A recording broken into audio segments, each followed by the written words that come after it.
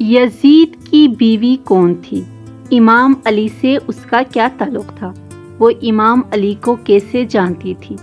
کیا وہ امام علی کا معشوقہ تھی؟ وہ امام حسین، امام حسن، کلثوم اور زینب کو کیسے جانتی تھی؟ جب انہیں قید میں دیکھا اور امام حسین کے سر کو یزید کے سامنے دیکھا تو اس کا رد عمل کیسا تھا؟ وہ یزید سے کیا کہا اور یزید اس کے ساتھ کیا سلوک کیا؟ دیکھیے آج کے اس ویڈیو میں۔ بسم اللہ الرحمن الرحیم۔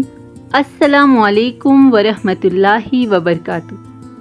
ایک روایت میں ہے کہ جس وقت قیدیوں کو دمشق میں لایا گیا تھا تو اس وقت ایک عورت یزید کی بیوی ہند کے پاس آئی اور اس سے کہا کہ اے ہند، ابھی ابھی کچھ قیدی آئے ہیں، انہیں دیکھ کر دل ڈھل اٹھتا ہے، آؤ چلے وہی دل بہلائے۔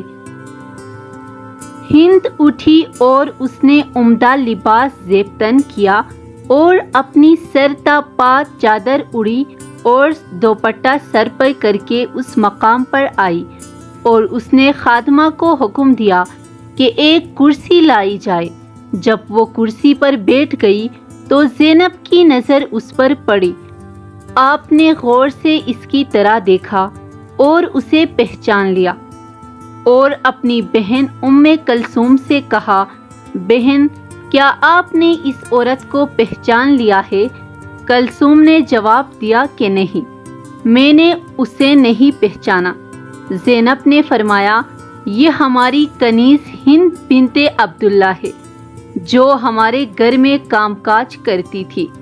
زینب کی بات سن کر ام کلثوم نے اپنا سر نیچے کر لیا اور اس طرح زینب نے بھی اپنا سر نیچے کر لیا تاکہ ہند ان کی طرف متوجہ نہ ہو، لیکن ہند ان دونوں بہنوں کو غور سے دیکھ رہی تھی۔ اس نے آگے بڑھ کر پوچھا، آپ آپس میں کیا گفتگو کر کے پراسرار طور پر اور خاص انداز میں اپنے سر جھکا لیے ہیں؟ کیا کوئی خاص بات ہے؟ زینب نے کوئی جواب نہ دیا اور خاموشی کھڑی رہے۔ ہند نے پھر پوچھا، بہن، آپ کس علاقے سے ہیں؟ اب زینب خاموش نہ رہ سکے اور زینب نے فرمایا، ہم مدینے کے رہنے والے ہیں۔ ہند نے مدینہ منورہ کا نام سنا تو اپنی کرسی چھوڑ دی اور احترام سے کھڑی ہو گئی اور پوچھنے لگی، بہن، کیا آپ مدینے والوں کو جانتی ہیں؟ زینب نے فرمایا، آپ کن مدینے والوں کے بارے میں دریافت کرنا چاہتی ہیں؟ ہند نے کہا، میں اپنے آقا امام علی کے گھرانے کے متعلق پوچھنا چاہتی ہوں۔ علی کے گھرانے کا نام لے کر ہند کی آنکھوں سے محبت کے آنسو جاری ہو گئے اور خود کہنے لگی، میں اس گھرانے کی خادمہ تھی اور وہاں کام کیا کرتی تھی، مجھے اس گھرانے سے بہت محبت ہے۔ زینب نے پوچھا، تو اس گھرانے کے کن افراد کو جانتی ہے اور کن کے متعلق دریافت کرنا چاہتی ہیں؟ ہند نے کہا کہ امام علی کی اولاد کا حال معلوم کرنا چاہتی ہوں۔ میں آقا حسین، اولاد حسین اور علی کی پاک باز بیٹیوں کا حال معلوم کرنا چاہتی ہوں۔ خاص طور پر میں اپنی آقا زادیوں زینب و کلثوم کی خیریت دریافت کرنا چاہتی ہوں اور اسی طرح فاطمہ زہرا کی دوسری اولاد کے متعلق معلوم کرنا چاہتی ہوں۔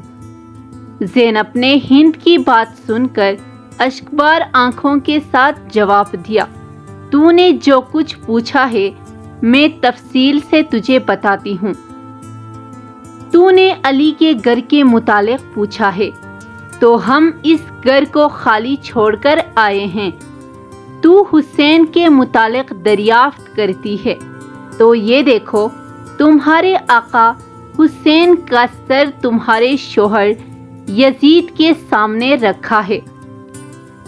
تو نے اولاد علی علیہ السلام کے متعلق دریافت کیا ہے تو ہم ابو الفضل العباس سمیت سب جوانوں کو کربلا کے ریگزار پر بے غسل و کفن چھوڑ آئے ہیں۔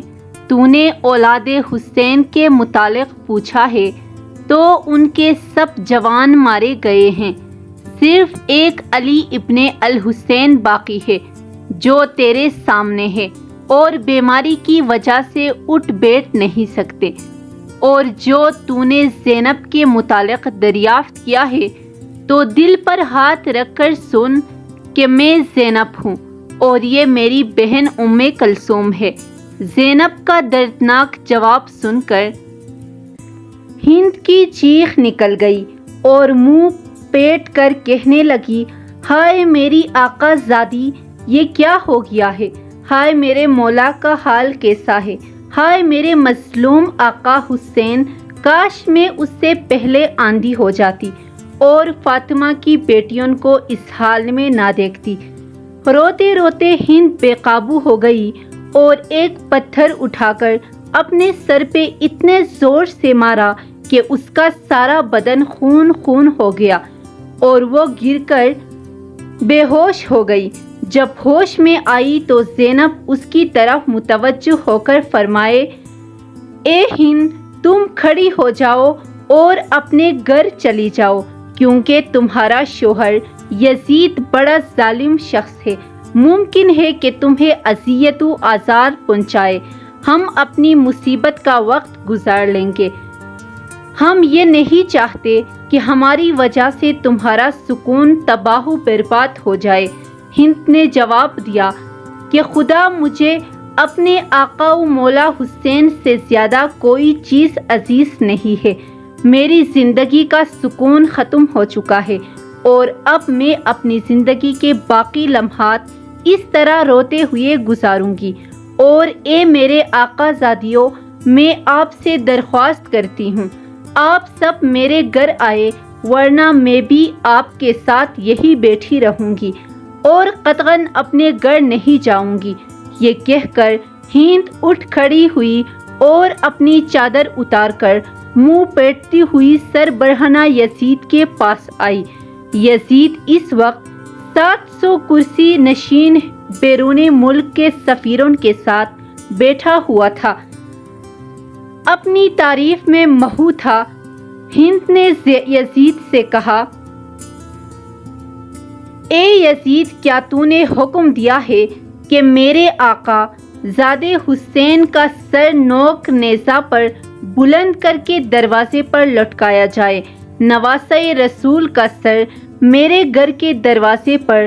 یزید نے اپنی زوجہ کو اس حالت میں دیکھا تو فوراً اٹھ کھڑا ہوا اور بڑے دربار میں اسے سرہنہ دیکھ کر برداشت نہ کر سکا، اسے چادر پہنائی اور کہنے لگا، ہاں یہ حکم میں نے دیا ہے، اب تو نواسہ رسول صلی اللہ علیہ وآلہ وسلم پر گریہ و ماتم کرنا چاہتی ہے تو بے شک کر، لیکن حقیقت یہ ہے کہ ابن زیاد نے جلد بازی سے کام لیتے ہوئے حسین کو قتل کر ڈالا ہے۔ جب یزید نے یہ چاپلوسی و مکر فریب سے بڑے ہوئے جملے کہہ چکا تو اس وقت آپ نے ہند کو چادر اڑائی تو ہند نے کہا، اے یزید، خدا تجھے تباہ و برباد کرے۔ اپنی زوجہ کو بڑے مجمع میں سربرہنہ دیکھ کر تیری غیرت جاگ اٹھی، مگر تو رسول زادیوں کو کھلے عام سربرہنہ کر کے بازاروں اور درباروں میں لایا ہے اور ان کی چادریں چھین کر انہیں نامحرموں کے سامنے لاتے وقت تیری غیرت کہاں گئی تھی؟